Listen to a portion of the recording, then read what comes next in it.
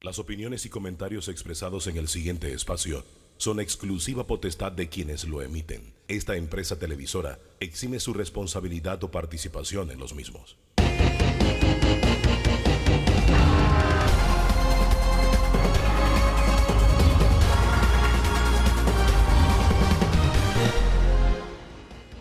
¿Qué tal? ¿Qué tal? Muy, pero muy buen día. Bienvenido, bienvenida a Debate Abierto, este encuentro dominical con el análisis, las ideas, las diferentes corrientes de opinión. Esta es la agenda que le presentamos hoy. El drama de los niños, de las niñas desaparecidas. Hoy aquí en Debate Abierto con la perspectiva de Roderick Chaverri. Él es abogado, experto en temas de niñez. Y Kirian Céspedes, ella es abogada de familia. Ahí pegadito, vamos a hacer el análisis de la seguridad. Este tema de la niñez lo vamos a tocar, lo que pasó en Colón y otros temas más, con el director de la policía, John Durham, comisionado, y el subcomisionado Pablo Villarreal, director encargado de la Dirección Nacional de Investigaciones.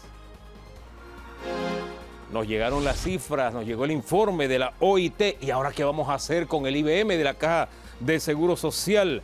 César Tribaldos estará con nosotros. Vamos a poner en perspectiva a la audiencia Odebrecht. ¿Qué enseñanzas nos han dejado estas 2 semanas? Ya habló la Fiscalía, ya la defensa está en el uso de sus alegatos. ¿Qué nos deja como enseñanza? Ana Matilde Gómez, ex procuradora, estará con nosotros. Y la semana política, la perspectiva de la semana política, esto de los dobles salarios, del aumento de salario de representantes y muchas cosas más, con Ernesto Cedeño y Eduardo Quiroz. Ellos estarán haciendo el análisis de la semana política.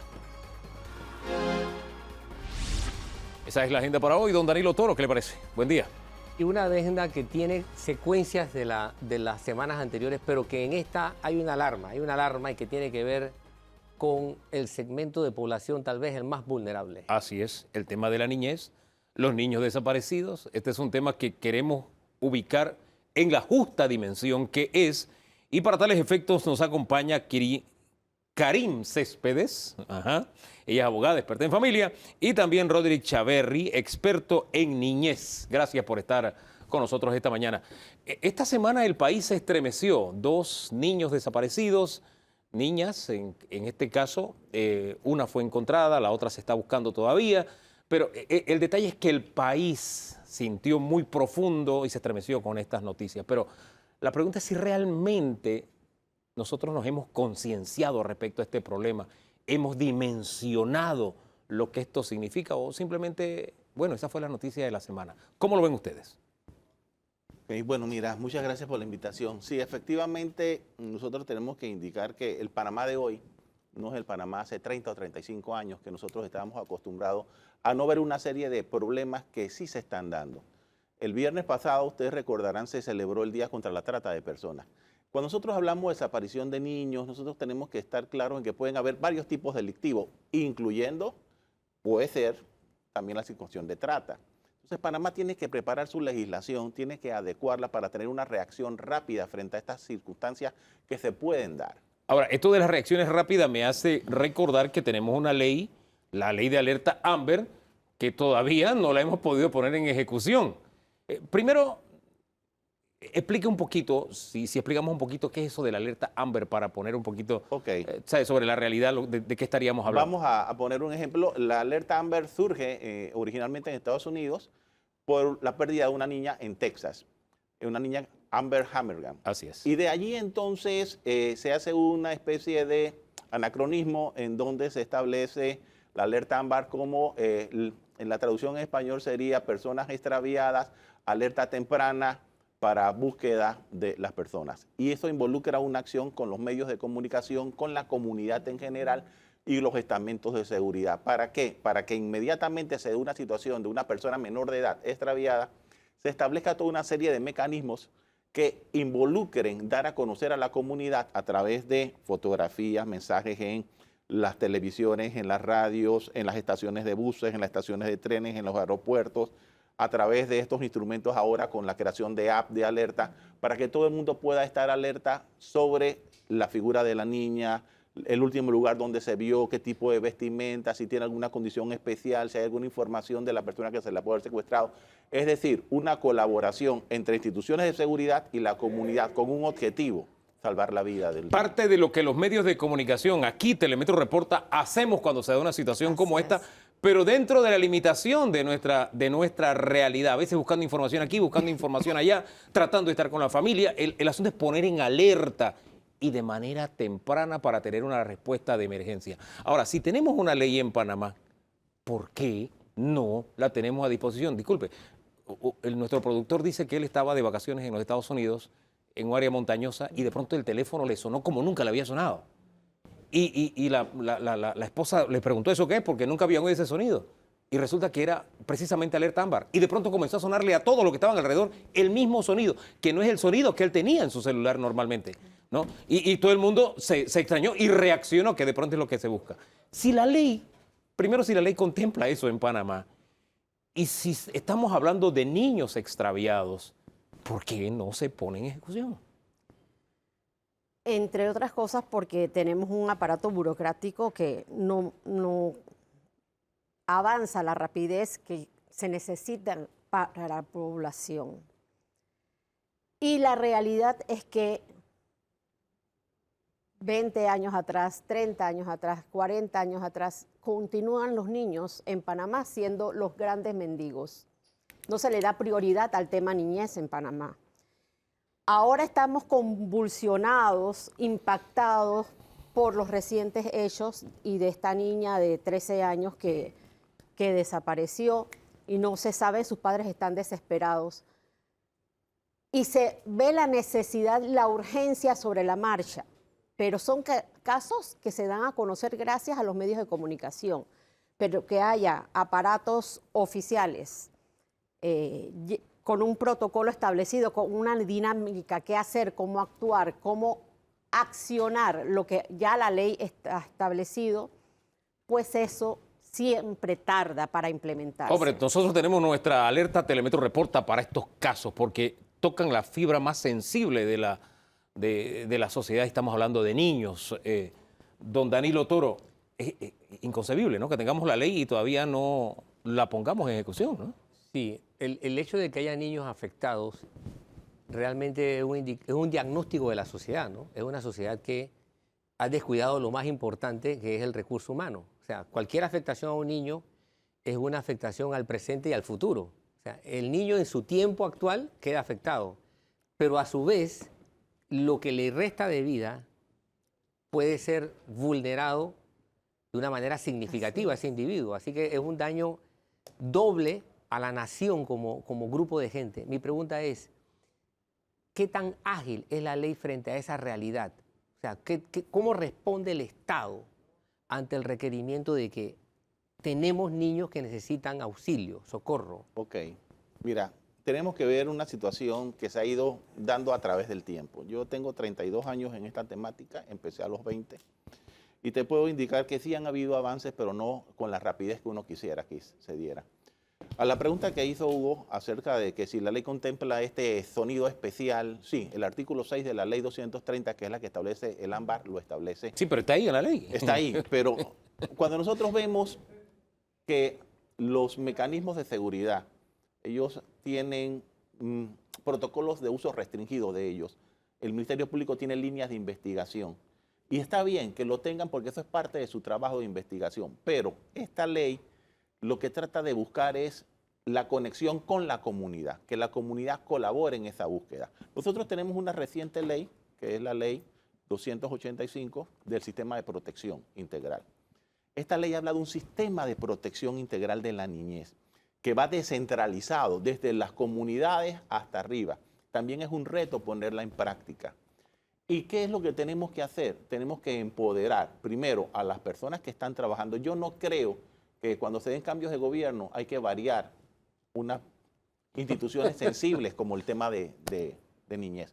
Yo creo que hay que buscar estabilidad en ellos. ¿Por qué? Porque se dedica gran cantidad de recursos a entrenarlos y de la noche a la mañana se pierde ese recurso, desaparece, y eso es un retroceso en la normativa. Esa es una tara en nuestra sociedad, tristemente. Y el otro punto es lo que nos corresponde dar en sensibilización a los niños y a la familia. Los niños tienen que empoderarse de algunas medidas de emergencia y de previsión, y eso hay que darlo en la escuela. Yo lo daba en las escuelas a niños de 5, 6, 7 años por mucho tiempo. ¿Cuáles serían esas medidas? E Esas igualmente, medidas- hablemos a los padres porque en mi casa nosotros le decimos a nuestros hijos qué hacer ante situaciones de Claro. emergencia. A propósito. Esas medidas Pero, son oriente. las medidas contra la prevención del abuso sexual, que no te estén tocando en ciertos lugares. Si hay una circunstancia que se dé, comunícate con un adulto de tu confianza, tu papá, tu maestro, etcétera. No estar en ciertos lugares a ciertas horas, no estar bajo una circunstancia de estar agarrándole regalitos y cosas.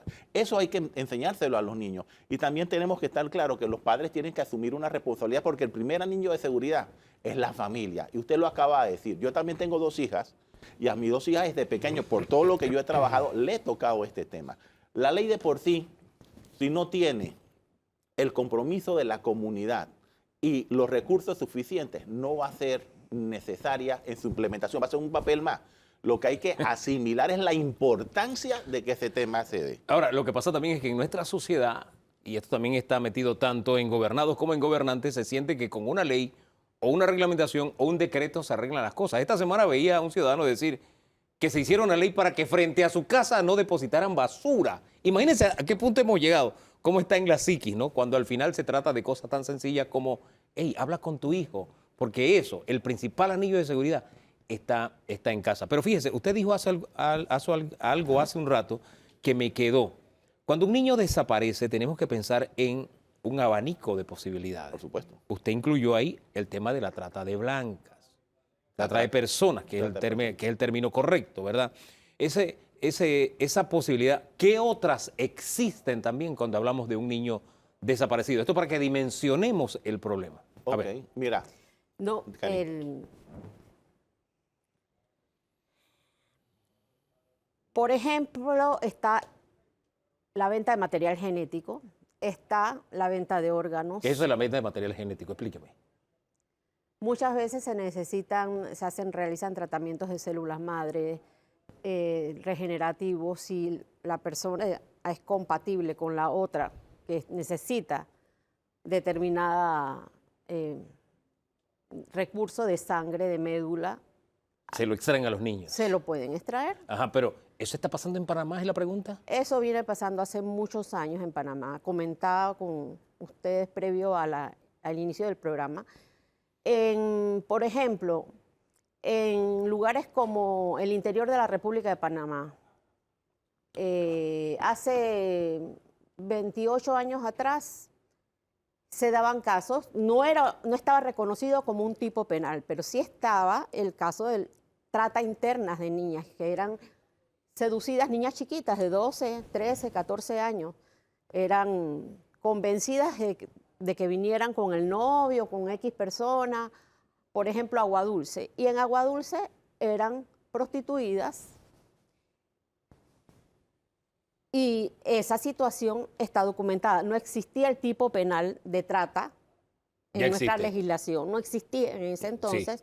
Lo que había era corrupción de menores, por lo cual, luego de iniciados los trámites por el Juzgado de Niñas y Adolescencia, entonces el Ministerio Público entraba a iniciar la investigación penal respectiva.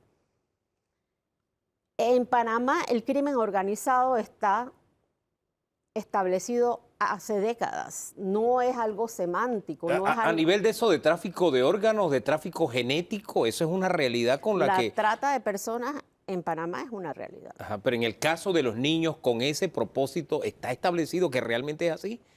¿Cómo que sí está establecido? O sea, en Panamá tenemos casos registrados de...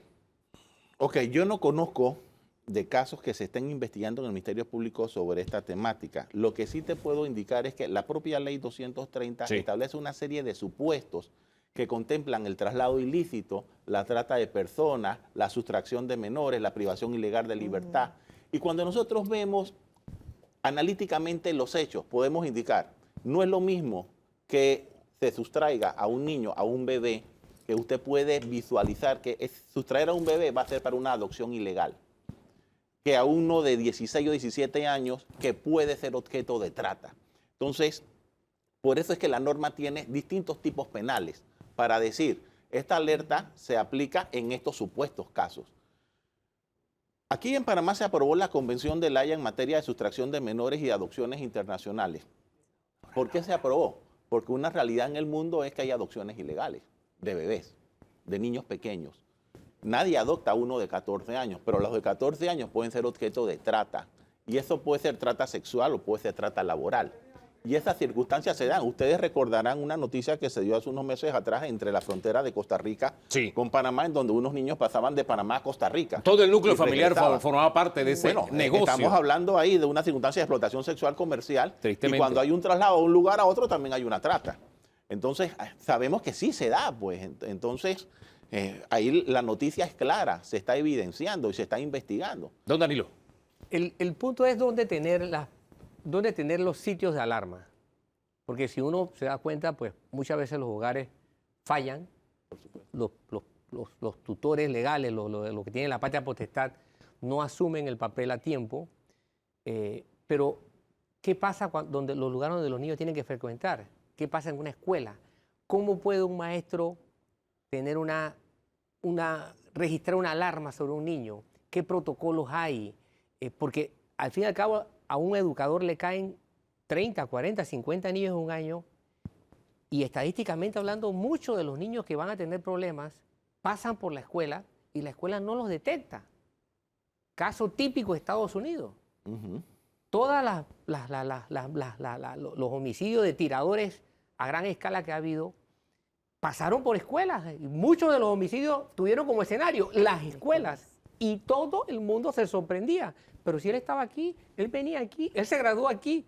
O sea, ¿qué pasa en las escuelas que no se puede detectar? Ahí viene la necesidad de crear, aparte de programas con modelos de atención, que son modelos en donde ya usted entra con investigación psicológica, apoyo psicológico a los estudiantes, que son distintos a los modelos de prevención.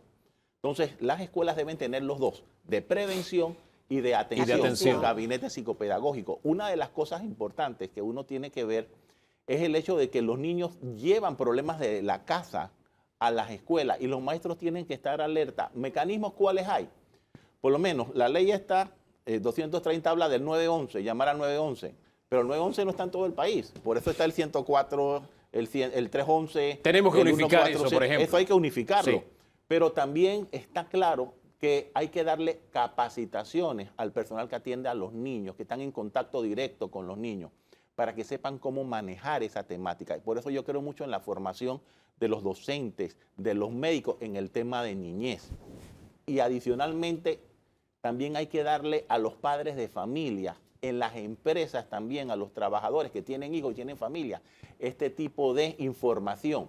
Porque, como ustedes lo acaban de decir, la niñez no es que es el futuro del país, es el presente del país. Y si nosotros no velamos por nuestro presente como el mejor recurso que tenemos, porque no es el Canal de Panamá, no son los edificios, no es nada de eso, es las personas. La gente, exacto. Entonces, nosotros vamos en mal camino si no comenzamos a establecer prioridades de atención a nuestra población. Ahí quería cerrar, eso- con ese tema quería cerrar. ¿A qué nos estaríamos enfrentando como país si no tomamos las medidas correctivas? Incluso si sigue echando raíces de ahí la ley Amber y no la ponemos en práctica. ¿A qué nos podríamos estar enfrentando? Para concluir. A una sociedad cada vez más disfuncional, que la criminalidad se dispare y eso se ve reflejado en el tipo de delitos que cada vez más surgen a la luz pública por medio de los medios de comunicación. Es impresionante la hazaña con que se elaboran los delitos hoy en día. Anteriormente, el que iba a robar a una casa entraba, sacaba los bienes y ya. Pero ahora no, ahora amordazan a los dueños, los maltratan a golpes, los torturan. Los matan. Y eso implica que nuestra sociedad está enfermándose cada vez más. La demanda, lo que hablaba el licenciado Chaverri sobre la atención oportuna en salud. Las escuelas no dan atención de salud mental a nadie. Tenemos que hacer algo como sociedad. Este tipo de sucesos que se han dado esta semana, que nos han impactado, no deben pasar a ser anecdóticos y sorprendernos todos. Es parte de la evidencia de un país que tiene que crecer, que a veces damos pasos y nos quedamos a mitad del paso, como la ley Amber, que hay que ponerla en ejecución. ¿Usted se imagina que todo el país entre en alerta porque desapareció un niño o porque hay una situación de emergencia y se puede atender tempranamente. No es posible que esa ley esté durmiendo ahí, el sueño de los justos, y que no la pongamos en ejecución. Más que las leyes es el deseo de hacer y poner en ejecución las leyes y que cada uno de nosotros se sume en prepararnos para prevenir desde casa, le insisto. Enseñar a nuestros niños qué hacer, no hablar con extraños, no chatear con extraños, no estar metidos en las computadoras con extraños, supervisar todo este tipo de cosas. En fin, la tarea es de todos, porque los niños no son el futuro, son el presente. Ellos no tendrán futuro si no cuidamos su presente. Gracias por habernos acompañado. Vamos a hacer una pausa y en segundos hablamos con el director de la policía también para saber cómo están dimensionando ellos este problema, cómo avanzan las investigaciones, pero hay otros temas de seguridad también de los que tenemos que hablar. Recuerde que en los últimos meses hemos tenido asaltos bancarios, entre otras cosas, mujeres desaparecidas, jóvenes desaparecidas. ¿Qué ha pasado con esos temas? Y la violencia, ¿en qué medida estamos ganando o perdiendo terreno? De todo eso conversamos con el director de la policía y el director encargado también de investigaciones de la policía. En breve.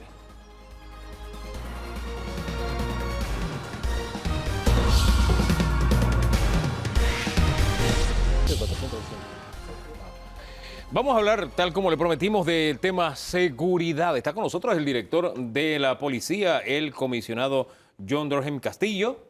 Buen día, bienvenido a Debate Abierto. Y el subcomisionado Pablo Villarreal, director encargado de la DNIJ. Eso es la Dirección Nacional de Investigaciones Judiciales. Bien, gracias a los dos por estar aquí. Comencemos con el tema del segmento anterior, si les parece, ¿no? El tema de los niños desaparecidos. Extraoficialmente nosotros manejamos información de 3 niños desaparecidos esta semana que está concluyendo. ¿Ese es el informe oficial que maneja la policía también? Buenos días a toda la teleaudiencia. Muchísimas gracias por la invitación. Tenemos que en la semana hubo reporte de 3 menores de edad que supuestamente estaban desaparecidos. ¿Cómo que supuestamente? Supuestamente porque realmente 2 se evadieron del hogar. Hablamos del caso de la menor de 14 años que estaba en la provincia de Los Santos, había salido de la provincia de Chiriquí con 2 hermanos y fue rescatada en la provincia de Los Santos. De igual forma, una que se evadió de su papá en la provincia de Herrera y fue encontrada en la comarca, específicamente en Atochamí. Y tenemos un tercer caso que es el que estamos en estos momentos en investigación con asocio del Ministerio Público, que es la menor de acá de San Miguelito. Ahora bien, estamos hablando de 2 evadidos o niños evadidos o menores evadidos y una desaparecida. A prima facie la gente enseguida dice desapareció. ¿Cómo establecemos la diferenciación o en qué punto de la investigación se determina no esta es una evasión, esta es una desaparición? ¿O sí, un rapto o un secuestro? Bueno, buenos días ante todo. Cuando establecemos o miramos lo que es una evasión, generalmente es una persona que sale del núcleo familiar. Generalmente hablamos de menores de edad que están en el rango de edad de 1 año hasta 17 años. Estas personas generalmente salen por algunos motivos, algunos ligados a temas de conflicto del núcleo familiar. Pueden ser situaciones con problemas con los padres, algunas salen por situaciones que tienen alguna pareja sentimental y salen del hogar sin permiso de sus padres. Ese tipo de casos se consideran como evasiones y el procedimiento que debe o que amerita en estas circunstancias es que los padres deben de acudir a los juzgados de niñez y de adolescencia cerca de la jurisdicción de donde se evadieron estas personas. El juzgado de niñez y adolescencia genera un oficio, un reporte, y ese reporte es remitido a las autoridades judiciales, en este caso a la DIJ y la Policía Nacional. Bien, ese es un cuadro totalmente diferente al tema de la niña desaparecida y que ha estremecido al país y que hemos sido testigos a través de las cámaras cómo una familia ha vivido un drama tan doloroso, tan fuerte ante la desaparición y todo este momento de zozobra de no encontrarla. Bien, referente a esa situación, nosotros mantenemos una investigación, llámese la Dirección de Investigación Judicial, apoyada por la Dirección de Inteligencia y el resto de la Policía Nacional, en asocio con el Ministerio Público para esclarecer ese hecho. Ya tenemos elementos importantes en esta investigación que en su oportunidad se van a dar a la luz pública de qué y cómo se están llevando los mismos y hacia dónde estamos orientados. ¿Hay algún elemento que podamos adelantar a estas alturas? Mire, cualquier elemento que podamos adelantar puede afectar las investigaciones, porque estamos hablando en primera instancia de una menor y segundo, la investigación como tal puede o podemos ocasionarle algún perjuicio a la misma. Hace un rato especialistas que estaban acá nos hablaban que cuando un niño desaparecía hay diferentes alarmas que se disparan y posibilidades que se ponen sobre la mesa, desde el tráfico de trata de blancas, ¿no? También podía ser el tráfico de órganos, también hablaba de el tráfico de material genético. Todas esas, realmente todas esas alternativas, hojas de ruta, ¿las maneja la autoridad de esa manera? ¿En Sí. investigación?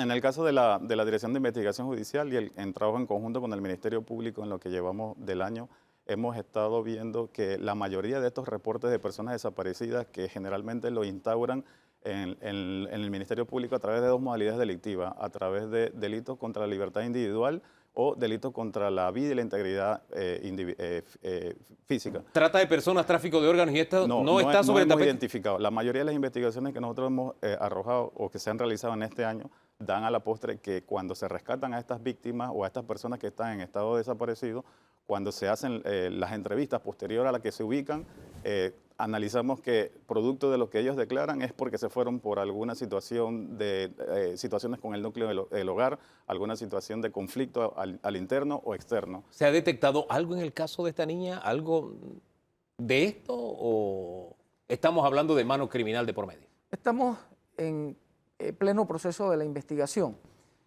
pero agregando a lo que señalaba el director de la DIJ, podemos agregarle que estas evasiones muchas veces se dan, como él señala, problemas internos en el hogar, ya sea por diferencias con el padre o con la madre y el menor se va con un familiar o con alguna persona conocida. Otra situación que es muy particular es que en algunas ocasiones se van con amigos o amigas y van a convivir juntos. Estas situaciones... Pero este no parece ser el caso, en este caso de esta menor. En este caso de la menor no, pero sí de lo que a diario vemos Claro. con los menores, es muy común esta acción. Ahora bien, en el segmento anterior también quedaba una tarea pendiente, una asignatura pendiente, una ley Amber que no hemos podido poner en práctica todavía, a pesar de que ya tiene meses de ser un instrumento legal. ¿Hay algo que puedan hacer ustedes a nivel de autoridad para mover esta ley y tener a la sociedad como coadyuvantes tempranos y evitar una situación de tragedia, más allá de lo que es la tragedia de que desaparezca un niño, claro está? Bien, referente a la ley Amber, quiero que sepa que en esta semana ya se han llevado reuniones consecutivas donde está participando la Policía Nacional, donde estamos participando todos los estamentos de seguridad. El señor ministro ya organizó un equipo de trabajo y obviamente que esto va, quien lleva el esfuerzo principal es el Ministerio de Gobierno, pero nosotros como entes de seguridad tenemos y estamos en la obligación de apoyar el desarrollo de esta ley. Colón, esta semana, momento trágico y escenario que todavía impacta más. Una escuela, muere un niño en medio de una actividad. ¿Qué se está haciendo con este tema y qué estamos también o está planificando la policía en futuro para que no se vuelva a repetir? Bien, la Policía Nacional en la provincia de Colón, el Ministerio de Seguridad, porque allí también, además de la Policía Nacional, está el Servicio Aeronaval y la Policía Nacional, los estamentos de seguridad, estamos allí presentes, estamos desarrollando programas preventivos en toda la provincia de Colón. Pero estos programas preventivos también requieren el apoyo de todos los ciudadanos de la provincia de Colón. Este tiene que ser un programa que se tiene que desarrollar de forma integral, donde todos tenemos que participar. ¿Ese es el eslabón que está faltando? Se lo pregunto porque siempre hablamos de los programas preventivos, pero sigue la violencia. ¿Qué es lo que está faltando para que el impacto de estos programas sea mayor? hay algunos elementos que se tienen que integrar a los programas preventivos. Para llevar la carreta se necesitan 2 bueyes. Un solo buey no va a jalar la carreta y aquí necesitamos que todos formemos parte integral de ese desarrollo preventivo en la provincia de Colón. Porque en la semana, en esta provincia, se da un hecho lamentable, donde un joven de 16 años dentro de un colegio ultima o le quita la vida a otro joven de 15 años. Eso es delicado, eso es muy delicado porque se está dando en un centro de enseñanza a donde los jóvenes van a adquirir conocimiento. ¿Qué nos lleva a pensar que los niveles de tolerancia ya han rebasado el límite, donde cuando vemos la fibra de la sociedad, que es el hogar, no está jugando el rol que le corresponde, donde la policía sola no puede llevar a cabo esos programas de prevención. Tenemos acciones que se están desarrollando, pero necesitamos que otros formen parte de ese programa, que sea integral. Está faltando la familia, ¿qué más está faltando? Están faltando otros grupos que se integren.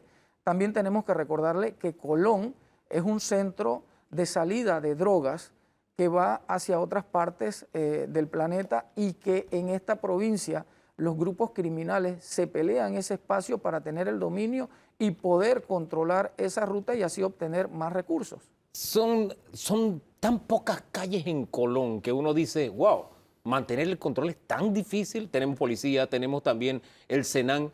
¿Cómo es que no podemos controlar Colón? ¿Qué es lo que pasa en Colón?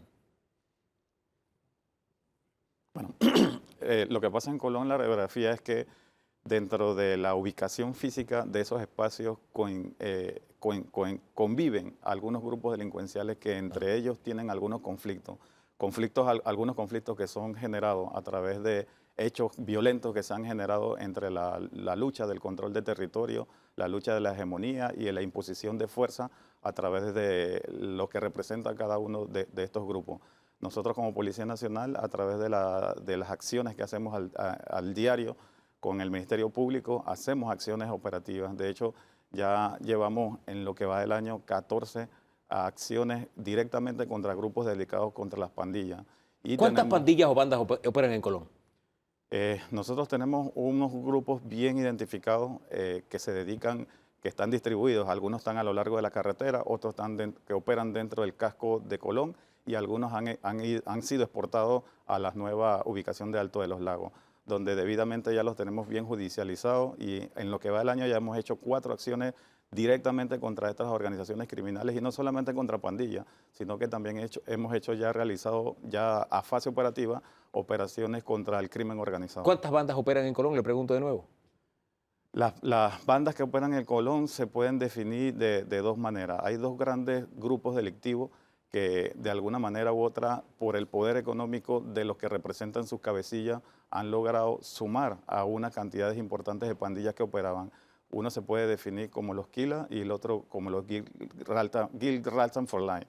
Estos 2 grupos que están liderizados por 2 personas que están ya no a nivel de pandilla, sino a crimen organizado, están de alguna manera financiando a estas estructuras de menor cantidad de integrantes. Es decir, hay una gran banda que tiene bandas subsidiarias, por llamarlo de alguna forma.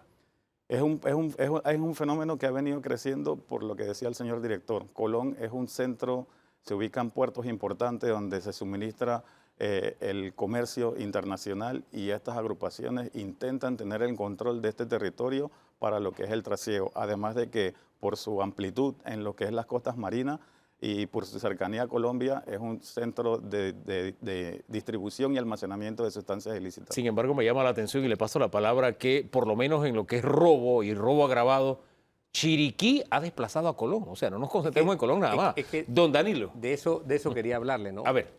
En lo que va de este año, estamos hablando de la Fiscalía de la Adolescencia, la Fiscalía Superior de Adolescencia, está manejando cerca de 3.000 casos de adolescentes, 2.700 y tanto. De esos 2.700 y tanto, el 17%, aproximadamente 2 de cada 10 casos son de delitos contra la vida. La mitad son de delitos sexuales. O sea, y cuando analizo la distribución, hay 4 provincias que realmente están marcando la pauta de problemas serios, problemas graves, ¿no? Estamos hablando no solamente de Panamá, pero de Panamá está segmentado a San Miguelito. Exacto. Pero eso es Panamá. Sí. Distrito de Panamá y Distrito de San Miguelito. Si lo ponemos juntos, se dispara, ¿no? Se Pones dispararía. Panamá, San Miguelito, Panamá Oeste, Chiriquí, Colón. Pero Ese es el además orden general. tenemos Chiriquí, Panamá Oeste, Colón. Entonces, entiendo que la policía está teniendo una carga de demanda significativa en estas provincias. Eso, ¿Cómo nos caracterizan? ¿Cómo nos plantea este escenario? Porque veo que el problema es mucho más profundo. Nosotros como institución hemos identificado esos 4 sectores. Colón, Panamá. En Panamá tenemos Panamá Centro, incluimos a San Miguelito, tenemos Panamá Este, Panamá Oeste y en el interior de la provincia de Chiriquí. Cada uno de estos lugares la tipificación es un tanto diferente. Por ejemplo, Colón. ¿Cuál es el tema de Colón? Como ya lo citamos, Colón, la economía de Colón son los puertos. Los puertos es un bien que persigue el crimen organizado nacional y transnacional para desarrollar sus actividades. Nos genera actividades de violencia. El sector del este del país. ¿Qué tenemos en el sector del este del país? Viene la ruta de droga que entra por las costas, que viene por la carretera y que viene de la costa Caribe, cruzando la cordillera hacia el sector este y de allí su movimiento hacia los puertos o hacia vía terrestre hacia la provincia de Chiriquí. Tenemos entonces San Miguelito. San Miguelito tiene otra tipificación. Las acciones que se dan delictivas en San Miguelito, fíjese que muchos de los casos de robo, de hurto y otros delitos que se dan en el casco de la ciudad o en el distrito de Panamá, muchos de estos delincuentes provienen de San Miguelito. O sea, San Miguelito es más bien una ciudad dormitorio, y a diferencia del oeste, que también es una ciudad dormitorio, pero tiene acceso de drogas por las costas, y allí recientemente se desarticulan 2 grandes grupos criminales o 2 grandes pandillas que habían generado una cantidad importante de homicidios y de hechos delictivos en ese sector. Y si se va un poco más abajo, tenemos el sector de Chame, San Carlos, que son rutas de ingreso directo de droga. Ahora, tenemos, porque ese es el diagnóstico, eso es lo que vimos en el día a día, pero tenemos el pie de fuerza, la capacidad de enfrentar lo que está pasando, la dimensión del problema, tenemos la capacidad, ¿tiene la capacidad la policía de enfrentarlo? Mire, es allí a donde están las acciones que nosotros estamos desarrollando a nivel nacional. Le puedo decir que al momento nosotros llevamos en lo que armas recuperadas de la calle, que eso es incidencia en homicidio, más 394 armas respecto a la misma fecha del año pasado, hablando a la fecha presente. Tenemos que en municiones sacadas de la calle llevamos más 34.832 municiones, pero vamos a un tema que todavía que tiene una incidencia, el dinero. Llevamos más 1.674.159 balboas sacados de la calle. ¿Qué posibilidad existe de que eso solo sea la punta del témpano de hielo, la punta del iceberg? Mire, aquí tenemos la posibilidad a lo que usted se refiere. Lo que pasa es que el trabajo que se está haciendo tiene consecuencias. Las operaciones que nosotros estamos desarrollando, estamos sacando criminales de la calle, y como bien señaló y que le va a explicar mejor ahora el señor director de la DIJ, la recomposición que hay en el terreno y qué genera esta recomposición de los grupos criminales. No nos puede explicar porque se nos acabó el tiempo. Se nos fue el tiempo sin darnos cuenta. Pero gracias por habernos acompañado a los dos. Vamos a una pausa, en segundos regresamos porque hay otro tema en agenda prometido y llegó el informe de la OIT respecto al IBM de la Caja de Seguro Social, más bien respecto a la institución. ¿qué vamos a hacer de aquí en adelante? Un experto en el tema nos acompaña, don César Tribaldos, en segundos aquí en Debate Abierto.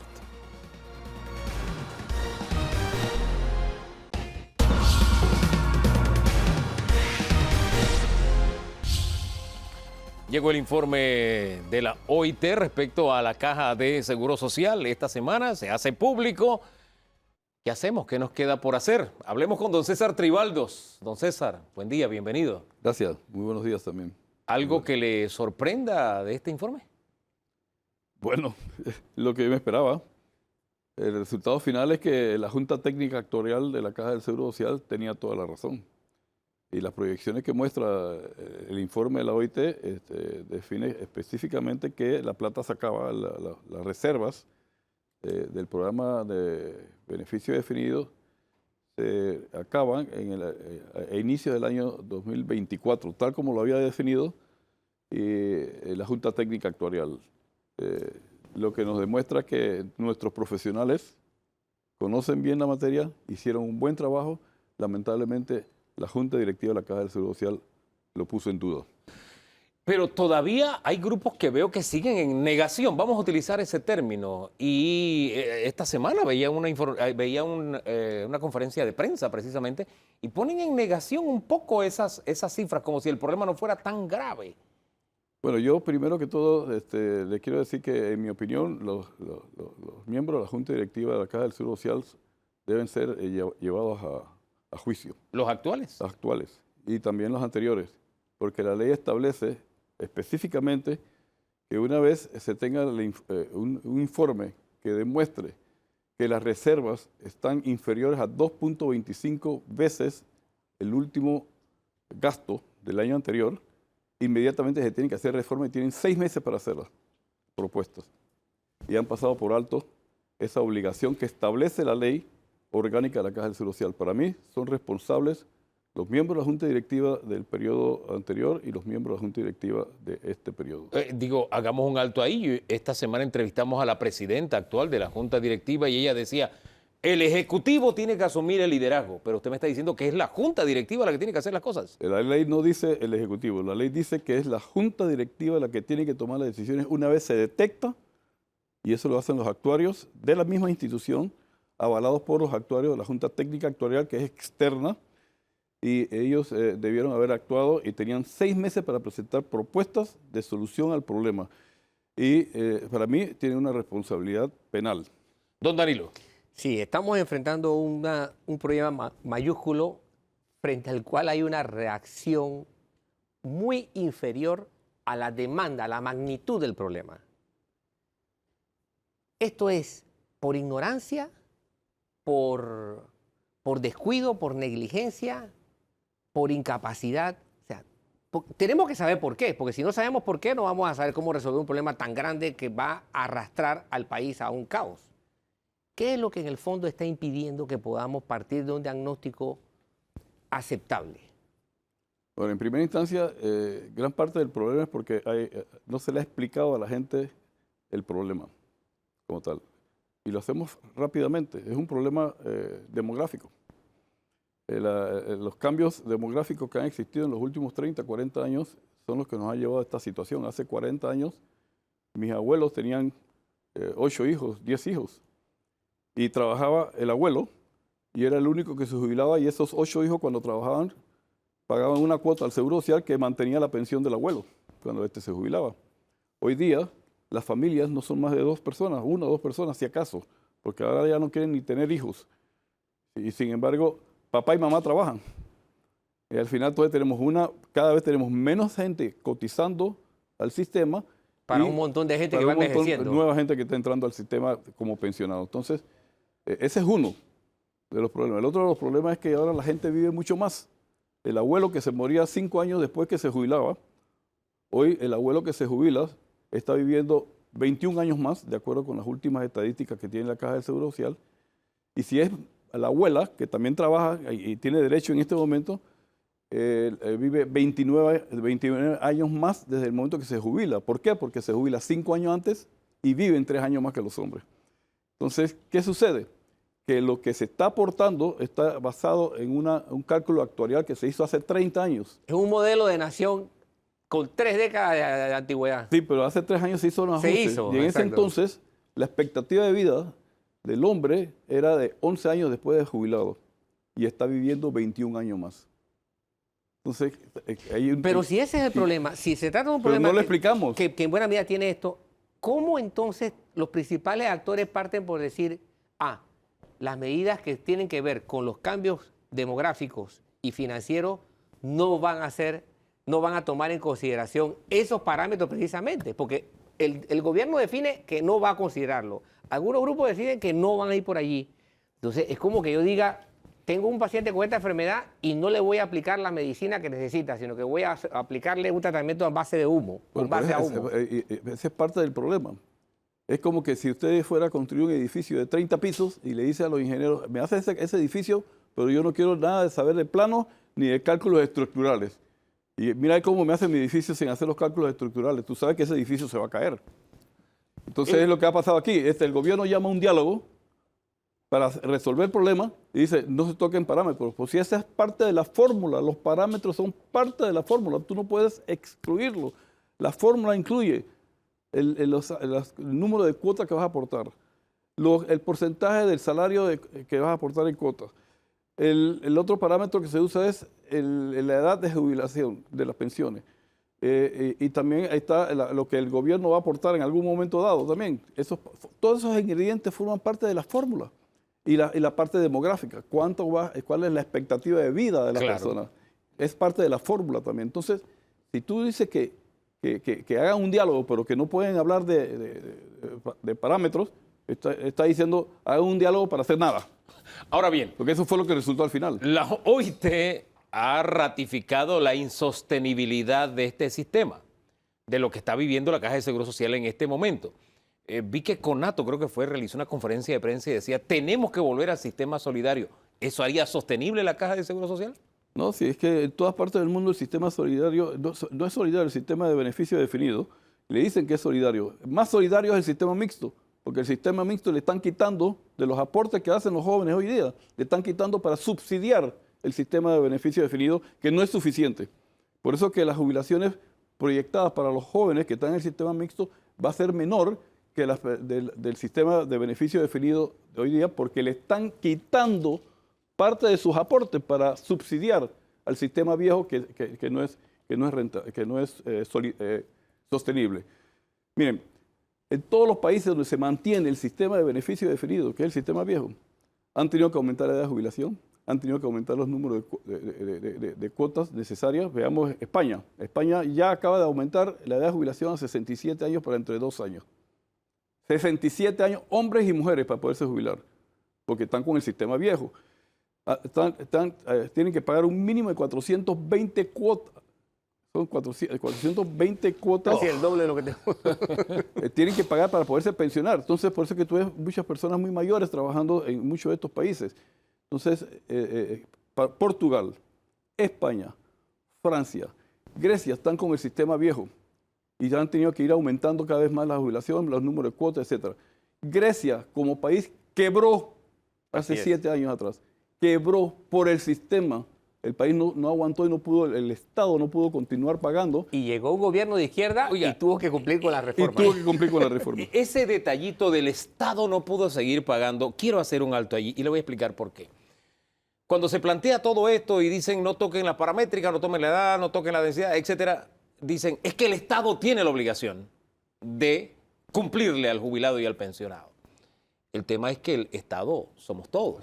Entonces, a partir de ahí, un escenario como el de Grecia, estaríamos lejos, estaríamos cerca, o qué le quedaría al Estado por hacer como herramienta si no hacemos lo que tenemos que hacer con la caja.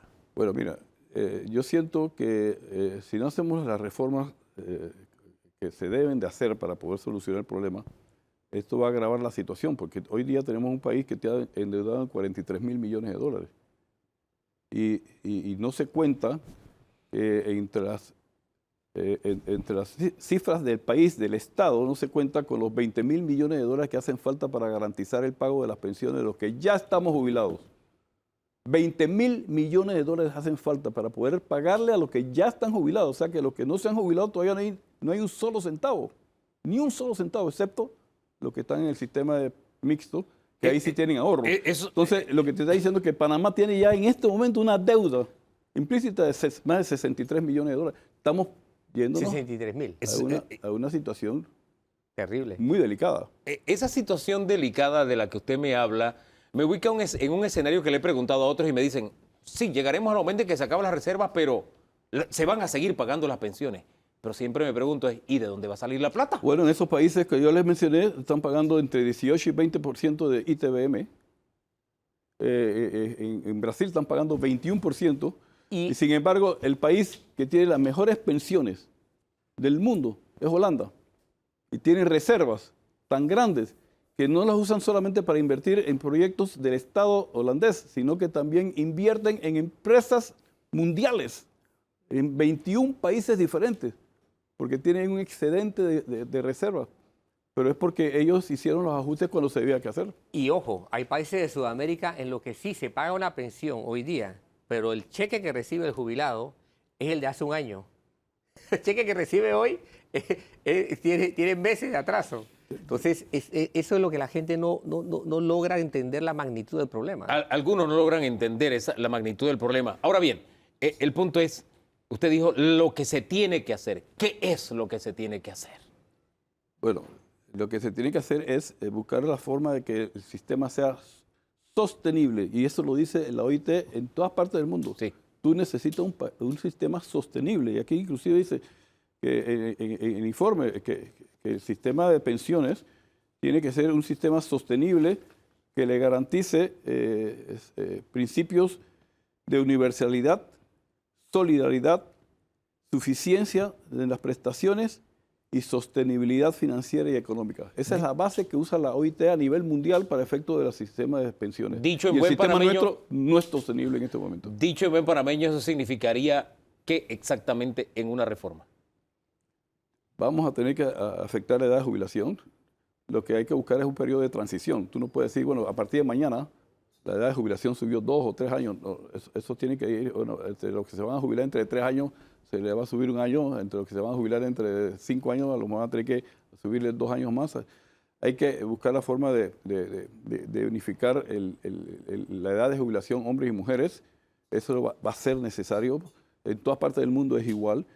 El otro punto es que van a tener que aumentar el número de cuotas para poder recibir una pensión. En vez de 20 años o 240 cuotas este año, van a tener que de una forma progresiva ir aumentándolo, porque ahora la gente vive mucho más tiempo y le cuesta más al sistema para poderlo mantener. Vamos a tener que aumentar el porcentaje de cuotas que hay que pagar. En vez de 13.75% para el sistema de pensiones, posiblemente vamos a tener que aumentarlo a 16%, 15, 16%, y no va a ser suficiente. Todo lo que estoy diciendo no va a ser suficiente. El Estado va a tener que aportar. ¿Y cómo va a aportar el Estado? En base a un impuesto nuevo que va a tener que crear para poder pagar las pensiones o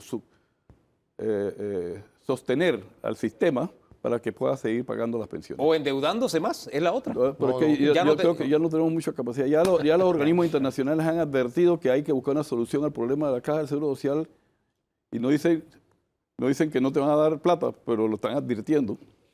No, don Danilo. Sí.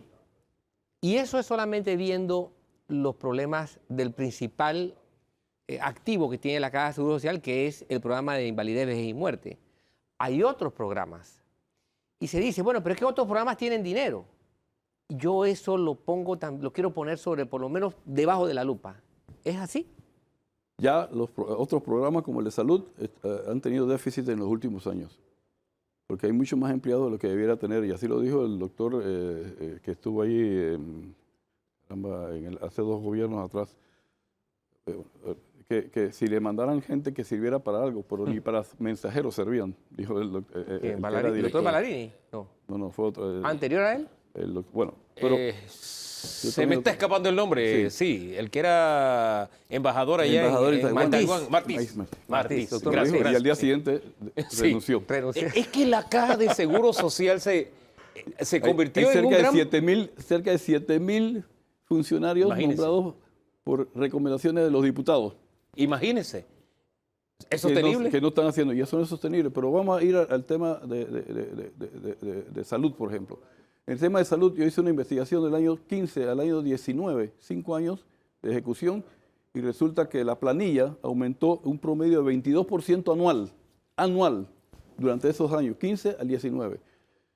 Y en cambio, la compra de medicamentos e insumos para las operaciones y para poder atender las necesidades de la población asegurada, solamente aumentó un promedio de 2% anual.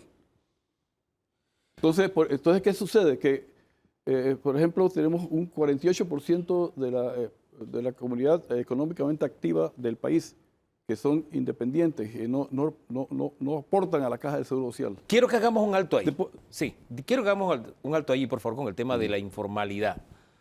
Porque se ha hablado mucho de que sumémoslo a la seguridad social. Pero, ¿qué tan atractivo es para un independiente buscar a la Caja de Seguro Social para que les dé servicio o pensar en una jubilación y depositar ahí algún dinero? Es que ese es parte del problema. Tú tienes que vender un producto que sea atractivo. ¿Qué sucede? Que esa persona está oyendo que el sistema está quebrado. ¿Para qué yo voy a poner plata si no me va a tocar ninguna pensión, ninguna jubilación? Y dos, ¿para qué yo voy a poner porque él tiene que poner la parte del patrono y del trabajador? O sea que tiene que pagar 22% de su salario para poder el aporte a la Caja del Seguro Social. ¿Y para qué yo voy a poner plata si cada vez que yo oigo es que demoran 6 meses, 1 año, hasta 6 años para que te hagan una operación? Cuando yo puedo pagar un seguro privado y yo me enfermo y al día siguiente estoy en el hospital sin ningún problema. Y más allá de que no sea Y atractiva, cuidado que sea más barato Sí. que lo que le pagas al seguro social. y más allá de que no sea atractiva para los que están en la informalidad, escuchaba al economista Juan Carlos Julio decir que los propios jóvenes ya están diciendo, a mí me conviene realmente cotizar en la Caja de Seguro Social, yo debo depositar plata allí, y eso todavía es mucho más grave. Pero Don Danilo. hay otro elemento que tampoco se toma en consideración y es un agravante. El programa 120 a los 65 plantea que todo aquel que no cotizó tiene el derecho de recibirlo. Si yo tengo hoy día a la mitad de la población económicamente activa sin cotización, la monstruosidad de dinero que se va a llevar ese programa, o sea, a eso súbele ese endeudamiento social que ya está en existe. ruta. Eso, ¿cómo se le dice al gobierno? Esto no va a ser sostenible 120 a los 65 de ninguna forma. Es que no lo veo. ¿O cómo se le dice a la misma gente, no? Bueno, nosotros tenemos una propuesta que hizo el Consejo Nacional de Empresa Privada, que no fue tomado en cuenta, es que quedó ahí como propuesta, y es que son 3 pilares. El primer pilar era el pilar solidario y universal, usando que toda persona tiene el derecho a una pensión universal, en este caso 120 a los 65, pero hay alrededor de 180.000 personas que hoy día están aportando a la Caja del Seguro Social que no van a recibir una pensión porque no van a llegar al número de cuotas mínimas que debe tener para poderse pensionar. Entonces lo que hace es que llega al Seguro Social cuando llega a su edad de jubilación y le paga, le devuelve lo que él aportó. Si aportó por 7 años, aportó por 14 años, la Caja del Seguro Social le va a devolver ese dinero. Lo que nosotros proponemos es que en ese primer pilar se le dé los 120 a los 65 y a esa persona que solamente aportó 8 años, no se le devuelva el dinero completo, sino que se le haga los cálculos para que se le adicione a los 120 a los 65, se le adicione una porción de lo que tendría derecho en base a los 8 años o a los 12 años, que son 180.000 personas que pasaron por eso. Entonces, ¿qué? Esa persona en vez de recibir 120 a los 65 va a recibir a lo mejor 155 o 195 o $250 porque aportó cierta cantidad de dinero Lo al cierto sistema, es que ahora mismo no lo puede conseguir.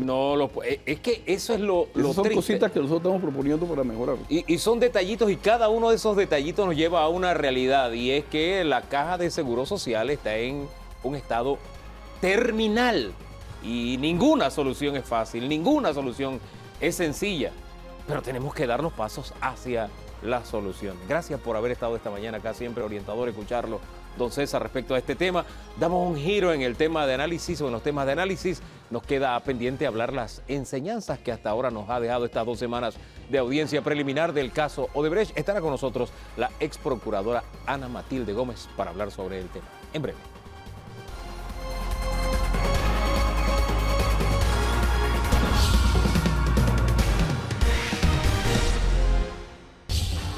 2 semanas de audiencia preliminar del caso Odebrecht. Hablemos un poquito del tema. Ana Matilde Gómez, ex procuradora, nos acompaña. Buen día, bienvenida. Gracias, buenos días a ustedes también y a todos los televidentes. ¿Qué le ha dejado estas 2 semanas a usted? Bueno, mucho sinsabor y bueno, también la evidencia de que yo soy irresistible para algunos, ¿no? Porque yo quiero saber qué pito tocaba yo en esos alegatos. Oiga, sí, ¿verdad? Su nombre salió en alegatos. Ay, bueno. Sí, a lucir bueno, ahí, los ¿no? abogados del señor Martinelli, eso es, bueno, es evidente, parece que yo resulto irresistible. Bueno, lo cierto es que lo primero, tal vez a la ciudadanía, es la satisfacción de que 7 años de investigación de un caso tan importante para conocer lo que es una trama de corrupción donde hay colusión del sector público y del sector privado y donde se usó el sistema financiero y todo nuestro sistema de servicios, porque está la creación de sociedades y demás, la apertura de cuentas, o sea, nuestro sistema, nuestra plataforma de servicios, es importante conocer cómo se usa, cómo se usó para la corrupción y cómo de esos actos de corrupción los ciudadanos de nuestros impuestos pagamos esas coimas, esos sobrecostos, y eso repercute en la ausencia de dinero para la satisfacción de necesidades básicas. Dicho de otra manera, todo lo que estamos oyendo allí que se perdió en dineros públicos son dineros que hubieran ido destinados a obras públicas. Sin embargo, hay argumentos que a mí me resultan... Yo pensé que yo había perdido la capacidad de sorpresa, pero me he dado cuenta que no. Sí. Hubo argumentos como este. El dinero de Odebrecht llegó prácticamente a los 4 millones de los panameños, pero no estamos jugando a los 4 millones de panameños. Esos argumentos, ¿qué le dejan a usted? ¿Qué le dicen? Sí, bueno, usted sabe, uno tiene formación jurídica y uno puede rápidamente discernir entre lo que es pertinente y lo que es una impertinencia en un alegato, en un argumento, ¿no? Pero lo que busca eso es hacer el juicio paralelo, que es el juicio mediático. El alegato disonante, el alegato que se aleja de derecho, lo que busca es llevar al ideario colectivo, al pensamiento de la gente que le dé seguimiento al proceso, confundir con respecto a la verdad que está en el expediente y lo que ellos quieren que la gente crea y piense. ¿Por qué digo esto? Porque, a ver, estamos en una audiencia que es intermedia, o sea, una audiencia que es preliminar, que es del sistema inquisitivo, el sistema viejo. Esa audiencia no es para hablar de pruebas contundentes, eso no está en ninguna norma. Y usted escucha a la defensa decir, es que aquí no me han probado. Es que esa no es la etapa de probar absolutamente nada. Lo único que tiene que estar probado para el juez es la existencia del delito. Que no haya duda de la existencia del delito. Y eso está probado. Las vinculaciones de los defendidos, de todos estos abogados que se han parado a hablar y que dicen, aquí no me han probado que mi cliente, aquí no me han probado que mi cliente. Allí no hay que probar más nada que la probable vinculación o los indicios graves o serios de una relación entre la acción del cliente o de la persona y el delito que se ha cometido. Porque luego vamos a ir a una etapa que es ya la audiencia ordinaria, la de fondo, donde habrá periodo de pruebas y donde se podrán contradecir las pruebas.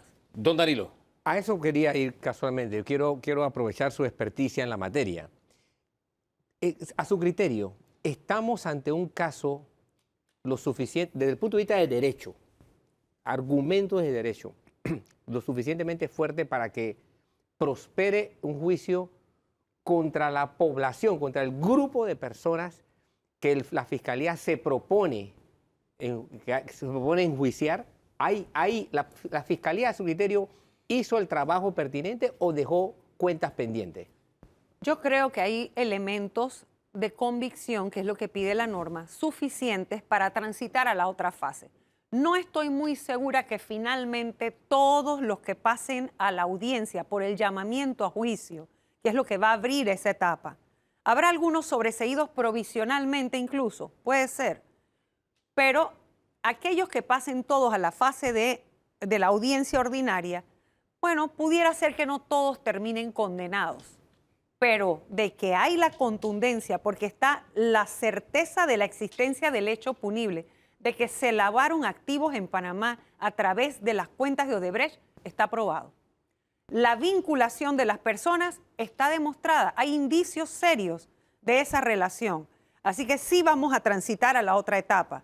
¿Cuántos de esos saldrán condenados? Bueno, eso es otra cosa. La contundencia del caso, yo sí creo que hay un caso que que está robusto. Hay un caso que tiene elementos de convicción fuertes, como es, por ejemplo, la trazabilidad del dinero, las cuentas, las delaciones. O sea, la cooperación internacional ha aportado muchísimo a este expediente y eso tiene plena validez en el derecho panameño. Además, se cumplieron los requisitos. Por otro lado, están las propias confesiones, las aceptaciones de aquellas personas que prefirieron aceptar e implicar, precisamente porque eso es lo que la ley les permitía para ellos conseguir o salirse del proceso o obtener una condena con una reducción de pena. En ese tipo de acuerdos, escuché a un abogado decir, no, él llegó a un acuerdo y metió a mi cliente en esto porque él no quería seguir en la cárcel. No, la gente no hace eso. Sí, porque uno no inventa, porque eso es fácil, es peor, porque ese sería otro delito. Eso sería un boomerang. No, pero es que además es un delito autónomo. Por eso. Estar Por sí inventando mismo es un eso delito. por sí mismo es un delito. Yo no puedo estar inventando a usted delitos. Entonces, no, la gente no hace eso. La gente lo que sí hace sensatamente es que cuando ya se da cuenta que hay suficientes elementos, un buen abogado lo que hace es decirle, vamos a dejar de estar alegando mentiras aquí, no vamos a perder el tiempo, vamos a usar la norma a nuestro favor. Busquemos cuál es la mejor salida a tu condena, porque te van a condenar. Eso es lo que hace un buen abogado. Entonces busquemos el mejor escenario para ti dentro de la realidad de lo que hiciste. Y la persona dice, yo quiero confesar, yo quiero cooperar con la justicia y qué es lo que me ofrece la justicia para cooperar y lo voy a hacer. Como está pendiente la fase de los alegatos de fondo específicos, ¿llegaremos a Navidad con esto? Lo más probable porque, bueno, no. Los alegatos tienen términos, Sí. no tienen un tiempo. No, a la segunda fase. La segunda fase sí, porque, a ver, los llamamientos a juicio son inapelables, pero los sobreseimientos, si el Ministerio Público piensa que tiene fuerza y contundencia de alguien que la juez de repente se ha dejado, no encontró la prueba, no la vio y decide sobreseer, y el Ministerio Público piensa que debe insistir, podrá haber apelaciones. Y eso irá a un tribunal superior, ¿verdad? Y ahí puede haber algo de demora. Aquí va a depender de el compromiso del órgano judicial con sus tribunales de darle celeridad a toda alzada, o sea, a toda apelación que haya, de lo que impida seguir avanzando en toda la ruta que nos queda por delante, que tiene que ver con el término común de práctica de pruebas, de aducir pruebas, para luego entrar a practicarlas. ¿Y ha demostrado que tiene ese compromiso? ¿En esta nueva etapa ha demostrado que yo pienso que sí. ¿Siente usted que tiene compromiso? Yo siento que sí. Yo siento que sí. Además de que siento que yo no conozco personalmente a la jueza Valoisa Baloyes. Sí, Marquínez. Marquínez. Baloyes es el fiscal. Sí, el fiscal. Valoisa Marquínez, pero creo que su comportamiento en la audiencia nos va dando confianza de que no solo es una mujer que conoce el derecho, que sabe las herramientas que tiene para ponerle orden a su audiencia, que no se la saquen de las manos y que no está dispuesta ya a aceptarle ningún tipo de licencia fuera de lugar a ninguna de las partes. En eso de la siguiente fase, siguiente etapa, ¿qué mensaje envió el bloque de 27 abogados de la defensa que dijo, vámonos a un proceso abreviado? Bueno, ellos saben perfectamente que si no concurren todos los imputados y no hay acuerdo de todos, la juez tenía que negar eso. Sí. Esa era una petición cuya respuesta ya ellos conocían. Pero ¿por qué lo hacen? Es lo que he observado en la práctica tribunalicia y me comentan abogados que están el día a día en los tribunales. Y es que lo hacen para después alegarle a la juez, bueno, es que mi cliente pidió proceso abreviado. Si usted lo va a condenar, tiene que darle la reducción de la pena. Pero usted va a ver que a la hora... Proceso abreviado implica que usted acepta los hechos, mínimamente. Pero entonces, ¿qué va a ocurrir después en los alegatos de fondo? Usted va a ver que alegan inocencia. Y ahora también los voy a oír hablando de inocencia. Bueno, sí, eso ha sido permanente. Es la tónica, sí, porque pero es que a la postre yo tengo que asumir la inocencia, ¿o no es así? Bueno, pero es que si usted está pidiendo proceso abreviado, no es eso lo que presupone el proceso abreviado. Ya eso... O sea, es que es como una especie de usar la norma a su favor. conveniencia, Ajá. pero con un ardid jurídico que realmente no tenía peso. Los que tienen formación jurídica saben y entendían perfectamente que era una petición que no iba a ser aceptada. Es decir, eso no tenía los elementos para que la juez lo aceptara. Ahora, aunque usted dijo que no hay que entrar en alegatos de fondo, demostrar sí o no, vi abogados que se fueron al fondo y por lo menos a mí como espectador, que no sé nada de derecho, puedo tener un concepto de justicia, pero no sé muy poco de derecho, por lo menos a mí me satisfizo que hubo una abogada, creo que era la del señor Francolini, Araúz era la abogada. Ella fue con las cuentas y tenía aquí lo que dijo el Ministerio Público y aquí está lo que digo yo y lo contradecía. Estas cuentas no pueden ser, estas tampoco, aquí se dice esta fecha, este dinero se obtuvo en tal fecha, pero las compras que supuestamente hizo fueron en el 2012. O sea, planteaba una serie de contradicciones con cifras. Eso me llamó mucho la atención. Que hay que verlo con el expediente. Porque una cosa es lo que nos presenten ahí y otra cosa es lo que está en el expediente. Sí, eso es importante que nos los anote y nos los aclare. Sin embargo, me deja una impresión de, óyeme, está atacando a lo que de verdad presentó como prueba o como un hecho concreto la Fiscalía. Pero me llamó la atención otras defensas, por ejemplo, la de don Ricardo Martinelli, que ocupó la mayor parte del tiempo hablar respecto al principio de especialidad, cuando la jueza dijo al principio, al inicio de esta fase, ya eso se decidió en 3 instancias, y la más alta, Corte Suprema. Esta etapa de alegato, usar tanto el tiempo en algo que ya se decidió, ¿qué sentido tiene para usted? Llenar el tiempo, porque es que si no, ¿qué más van a decir? Entonces, obviamente, eso es lo que nos dice, estamos en un sistema redundante, en un sistema que por eso se tuvo que modificar, porque estamos viendo el inquisitivo en su plenitud, en su máxima expresión de todas sus maldades y falencias y debilidades. Por eso es que se transitó al sistema penal acusatorio, que lamentablemente no es en esta audiencia que lo vamos a ver, pero ahí estamos viendo todo lo que se tuvo que superar. En el esplendor de su tragedia. El esplendor de su tragedia. Oiga, quiero hacer una pregunta. Vamos por lo más sencillo de la parte lógica. Si hay delito, tiene que haber delincuente. ¿Correcto? Ese es un axioma. Bien. Es una lógica fáctica. Bien. O sea, son los hechos. ¿Cómo valora el argumento de que no estén allí todos los que deberían estar y que no estén allí actores principales del delito que se está planteando? Lo veo de la siguiente manera. Ahí hay un concurso material de delitos. Es decir, con las acciones de Odebrecht no solo ocurrió un tipo de delito, sino varios delitos se cometieron a la vez con una sola acción, con acciones, una acción y distintas acciones están en distintas normas. ¿Cuál fue, pienso yo, la estrategia del Ministerio Público, que queda evidente ahora? Buscar el delito que le era más fácil probar porque abarcaba mayor cantidad de personas y que tenía menos presión sobre la prescripción. Ese fenómeno jurídico, el cual, por el transcurso del tiempo, solamente por el paso del tiempo, el Estado pierde la capacidad de perseguir a alguien en un delito cometido.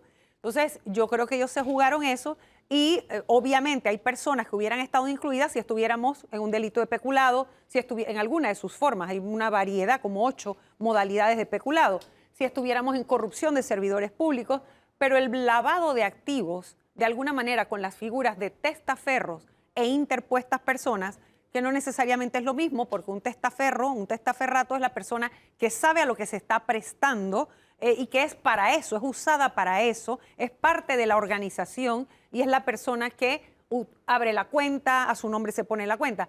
Hay otras personas que son, hombre, no es que no saben o no pueden razonablemente prever de dónde viene el dinero y lo que está pasando, pero son interpuestas personas porque, bueno, ustedes dos son socios, entonces pongo a mi socio, o sea, utilizo el nombre de él porque él ya tiene una cuenta, etcétera.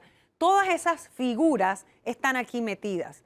Y lo más importante, creo yo, que hay que resaltarle también a la ciudadanía, es que la norma no pide que supieran que era de un caso de soborno, es solamente que lo previeran razonablemente. Y como se la pasan sacando todos sus títulos y que son, y que son, y que han estudiado, y han viajado, y han ido, precisamente por eso es que la norma les exige mayor suspicacia al momento de saber que su nieto, su hijo, su esposo, no es este brillante funcionario que llegó y de repente, con el mismo salario, empezó a tener y a tener y a tener y a tener. Oiga, si en el sector público no se pueden hacer los negocios que se hacen en el sector privado, usted llegó a ese puesto y de repente empezó a tener y a tener y a tener, no crea que es que usted era lo máximo y que era haciendo grandes operaciones financieras, que es como se disfraza este delito.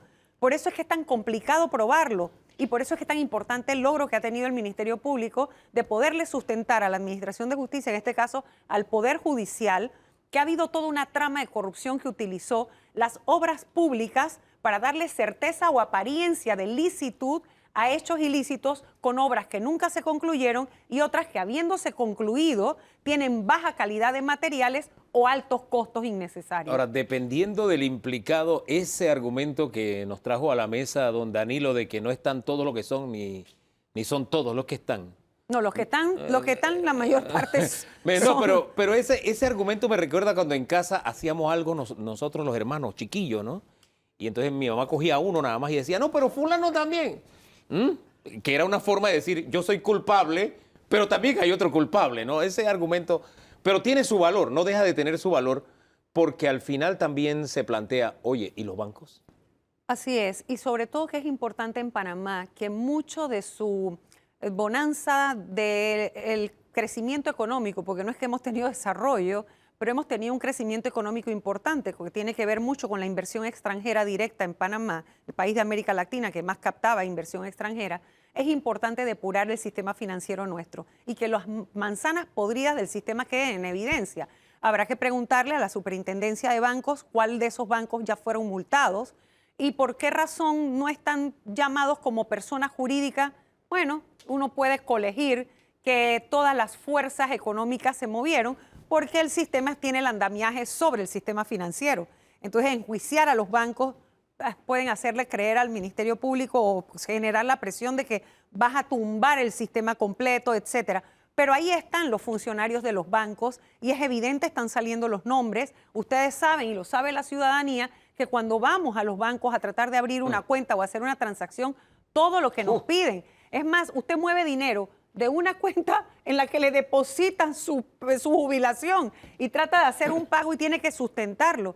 En cambio, aquí queda evidente que hay millones de dólares que se movieron en la banca local producto de la complicidad de empleados bancarios, altos ejecutivos bancarios que se aprovecharon de sus posiciones no solamente para mover los dineros, sino para sugerir los vehículos financieros a través de los cuales, o societarios, a través de los cuales, o las figuras, a través de las cuales iban a mover esos dineros y a poder lavarlos. Dejemos las cosas hasta ahí por ahora. Esta es una historia que se está escribiendo. De seguro más adelante volveremos. Y también recordar que el Ministerio Público tiene otros casos abiertos relacionados con fondos de Odebrecht que ya están investigados como propios peculados por los proyectos concretos. O sea que eso significa que personas que usted no está oyendo aquí no las vaya a escuchar en el proyecto determinado en el que supuestamente coimió. Sí, hay 4 escenarios respecto a Odebrecht. Por eso le digo, es una historia que está por escribirse todavía, o se está escribiendo apenas. Dios quiera que tenga un final feliz, como dicen los cuentos de hadas. Bueno, por lo menos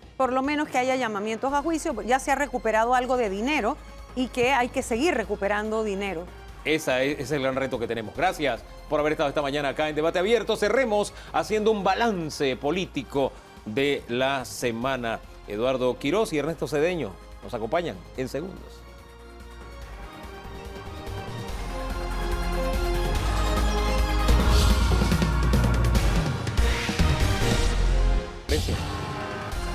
Bien, cerremos hablando de la semana política. Nos acompaña Eduardo Quiroz, Ernesto Cedeño. Oiga, estoy sacando cuenta aquí, los dos son precandidatos. La que se fue es precandidata, ni lo mencioné, pero voy a mencionarlo, voy a tomarme ya que ustedes se toman el tiempo de acompañarnos, me tomo el tiempo de decir que son precandidatos. Usted presidencial y usted... Diputado en el 8-4. Este es un anuncio político no pagado. Gracias por acompañarnos. Por cierto, Bien. tú vives ahí, así que te lo debo entrar punto. Sea serio, sea serio, sea serio. Cero y van dos. Cero y van dos. Y no es con otra protagonista. Pero en fin, vamos a lo que vamos. Tomo el tema del segmento anterior, la audiencia del caso Odebrecht. ¿Qué les ha dejado a ustedes hasta ahora? Yo tal vez haría un señalamiento un poco menos como abogado y le dejaría eso al doctor Cedeño. Uno, yo creo que el país está viendo probablemente la última oportunidad que tiene la Administración de Justicia de este país, léase Ministerio Público y órgano judicial, de cumplir las expectativas que el país tiene sobre la justicia panameña. ¿Usted cree que lo hará? Si fallan, quiero tener esperanza. Okay. Pero si se equivocan, si una vez más quedan en deuda, dan otro golpe durísimo a la institucionalidad democrática de este país. O sea, es la última oportunidad que tiene la justicia de este país de reivindicarse con un país con el que no ha estado a la altura por muchísimos años. La segunda disculpe. cortísima, es, yo quiero hacer un llamado de atención. Yo creo que la justicia tiene que hacerse respetar. mucho de lo que estamos viendo en esa audiencia deja mucho que decir. No hay que ver películas de Hollywood para ver cómo se conduce a una audiencia en un país de primer mundo, donde se respeta al juez, donde se respeta a los imputados, donde se respeta a los fiscales, donde se respeta incluso a la sociedad que le ha dado la responsabilidad de que nos den justicia al resto. Los abogados son auxiliares de la justicia. Eso es fundamental tenerlo claro. No tienen que ir ahí a defender lo indefendible. Tienen que asegurarse que el debido proceso se cumpla y que sus representados tengan la mejor sentencia posible. Pero si son responsables y si lo han aceptado, tienen que apoyar al juez para que se dé una correcta administración de justicia. Son auxiliares de la justicia. El abogado que no entiende eso y que cree que tiene que defender lo indefendible, o sea, lo que evidentemente no es, está equivocado. Yo siento que está violando el código de ética del abogado y tiene una responsabilidad para con la sociedad. ¿Usted ve algunos abogados equivocados ahí entonces? ¿Eso es lo que me trata de decir? Veo algunos que no. Vamos, don Ernesto. Bendiciones Panamá, en Dios hay esperanza. ¿Qué es lo que hemos visto hasta ahora? Primero, nuestra debilidad en nuestra administración de justicia, tomando en cuenta que dejaron prescribir algunas acciones típicas antijurídicas del culpable. Estamos hablando de supuesto delito de corrupción de funcionarios públicos. El Ministerio Público pues se demoró de alguna u otra manera en exceso por toda la ritualidad y formalismo excesivo que está en nuestro código, y definitivamente vemos que debe imperar una modificación a nuestro código, de tal manera, ponderando la posibilidad de que hayan delitos que no prescriban, si fuese el caso, y de alguna u otra manera eso deba debatirse en la Asamblea Nacional de Diputados. Pero para mí es inadmisible que por el transcurso del tiempo, ahora porque hay funcionarios que fueron electos de a dedo y no por el concurso de mérito, también vemos que fueron rotados algunos sin mayor explicación, no sé si fue una sanción, etcétera, etcétera. Pero hasta lo que hemos visto hasta ahora, conclusión, una, la debilidad del Código Judicial, de penas muy exiguas para delitos de corrupción de funcionarios públicos.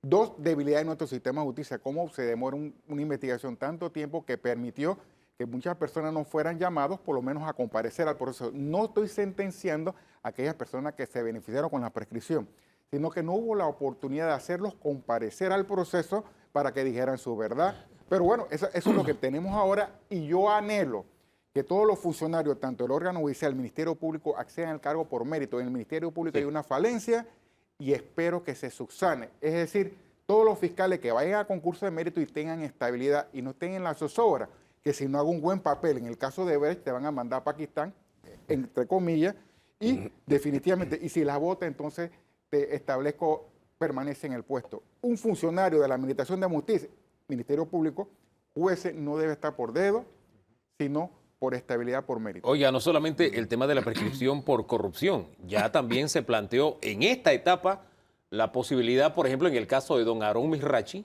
porque las transacciones de él ya tienen 13 años, que también se haya prescrito. En él era blanqueo de presunto blanqueo de capital. Hasta 12 años. Imagínese, hasta 12 años la pena máxima. Entonces, y ya podría haber prescrito. Analicemos si esas son las penas que realmente nos merecemos nosotros para personas que están siendo por lo menos vinculadas en un proceso penal. Entonces yo creo que esas cosas se deben debatir a dónde en la Asamblea Nacional de Diputados y tratar de fortalecer la comparecencia de la ciudadanía para luchar contra normas, contra delitos de corrupción. Dejo ahí para ver si la Asamblea iría a discutir temas como esos o no, pero quiero cerrar el tema de la audiencia con esto. Va a haber un traslape, definitivamente, de un periodo prácticamente electoral, de mucha turbulencia política, un ambiente político, usemos eso, con audiencia. Ya lo hay incluso. ¿Esto tendrá un peso en lo que está pasando dentro de la sala de audiencias, el ingrediente político? ¿Cómo lo ven ustedes? No, digo, si aspiramos a tener una justicia de primer mundo, no tendría que tener ninguna relevancia. Pero es nuestra justicia, es la panameña. Ojalá que no. Mi acerto sería ojalá que no.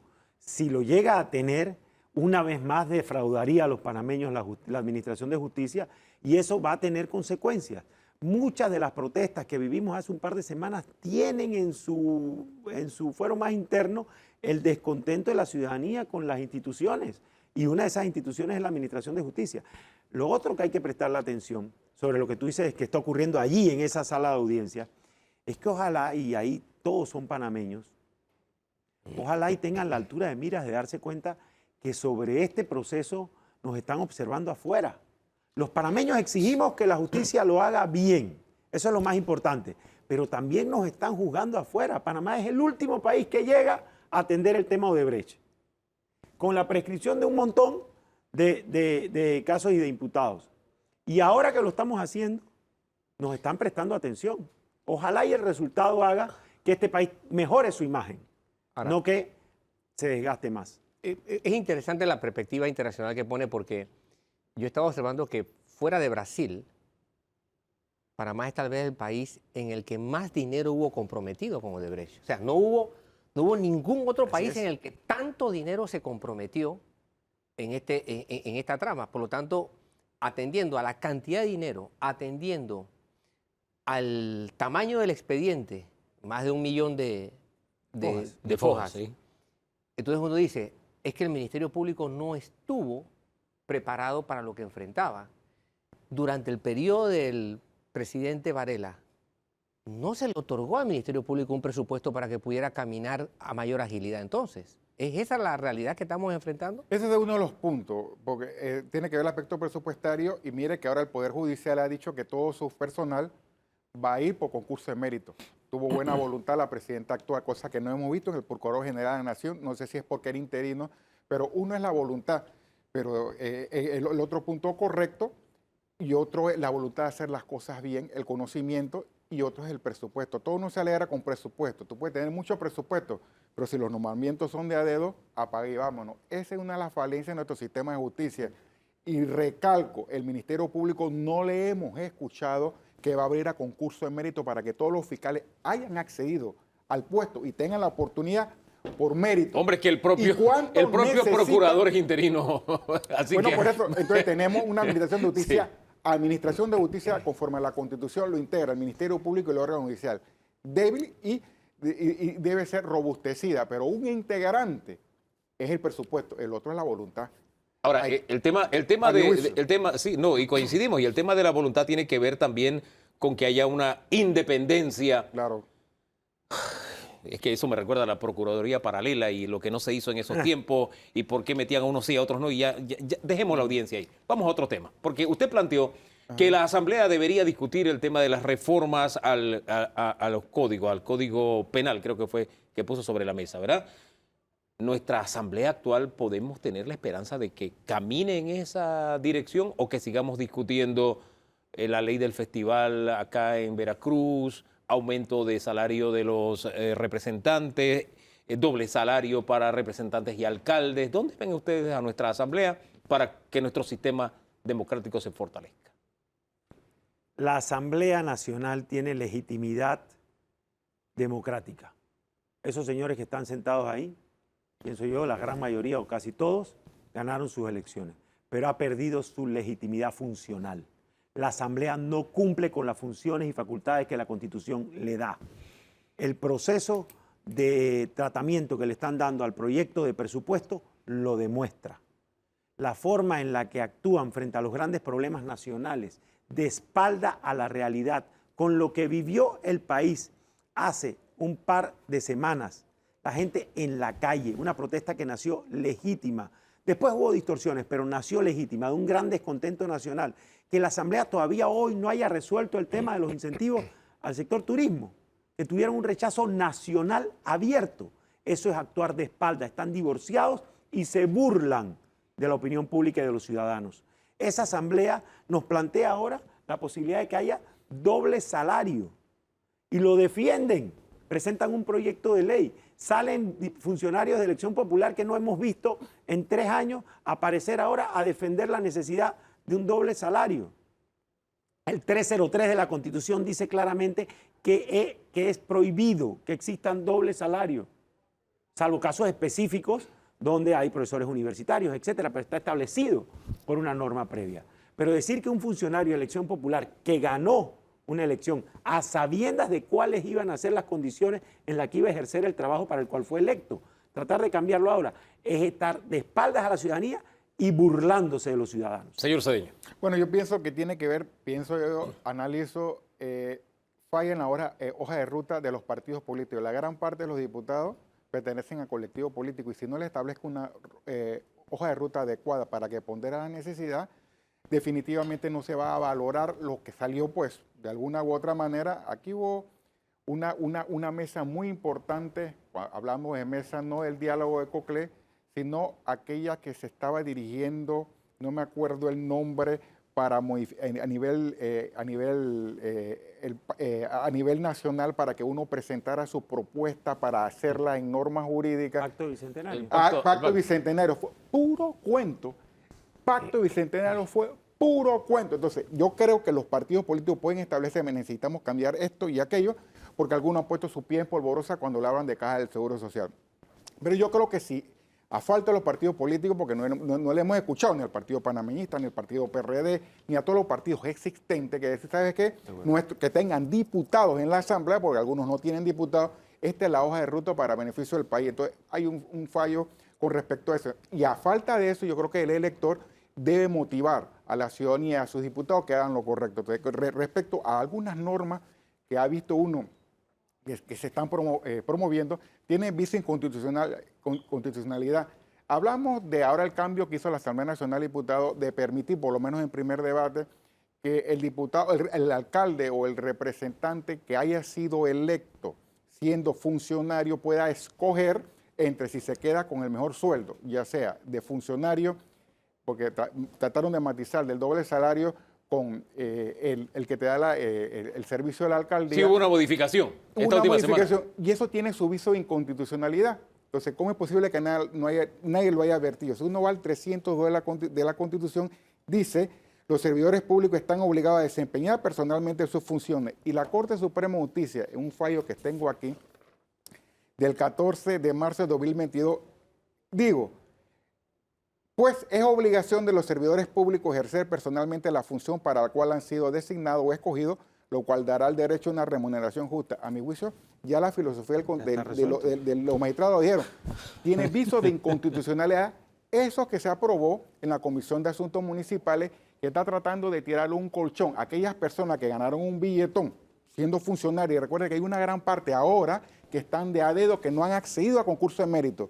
Y lo que están allanando el camino para que esos que fueron nombrados a dedo, que ganan un buen billete y se vayan, porque ahora pululan los proyectos de aumento de corregimiento, entonces se van a meter ahí, ganan un billete y quieren ganar $2,000, bueno, van a ganar $2,000 como representante y dicen, bueno, si a mí me dieron el gobierno de a dedo 5,000, me quedo con los 5,000, más todos los gastos de representación, si corresponde, más la dieta, y definitivamente me hago un billete, pero el caudillismo político se está penetrando en la República de Panamá. Por eso es que yo creo que la hoja de ruta de los partidos políticos que tienen diputados está fallando, porque no veo que le digan a sus diputados, por lo menos en pronunciamiento en los medios de comunicación, esto está mal, usted no se vaya por ese derrotero, pero están algunos diputados tratando de someter al Poder Ejecutivo a los vaivenes a su danza, y eso es bien delicado. Oye, quiero cerrar conociendo un poco la experiencia de ustedes en la colecta de firmas, en la búsqueda de firmas como candidatos, porque me llama la atención que el 68%, si la memoria no me es infiel, de quienes están firmando pertenecen a partidos políticos. ¿Eso qué le dice a ustedes? Bueno, yo creo que una de las lecturas es que el descontento dentro de los partidos políticos es tan grande como el de los ciudadanos que no pertenecemos a partidos políticos. Es igual de grande. Y es lo que yo estoy sintiendo en la calle. La gente se identifica y dice, sí, yo pertenezco a tal partido, pero yo no voy a votar. ¿Le revelan qué partido? ¿De qué partido le están firmando a usted? En muchas ocasiones. ¿De qué partidos le están firmando a usted? De todos, de todos. ¿Sí? De todos. ¿Y a usted? Bueno, pero hay un punto ahí que quiero sumarme plenamente a lo señalado por el doctor Cedeño, y es el sentido de que ese quiebre institucional del que yo hablaba incluye a los partidos políticos también. O sea, lo que acaba de señalar el doctor es absolutamente verdad. Si los partidos no establecen una agenda nacional, los partidos de gobierno tienen que gobernar, pero los partidos de oposición tienen que hacer oposición.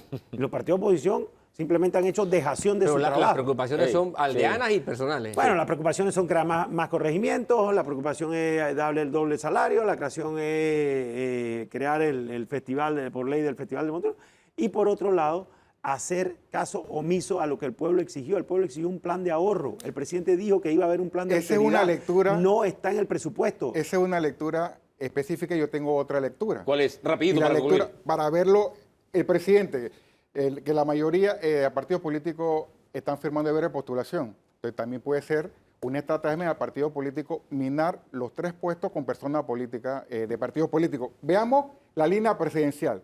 La primera, mi respeto, la que va de primera, es del PRD específicamente.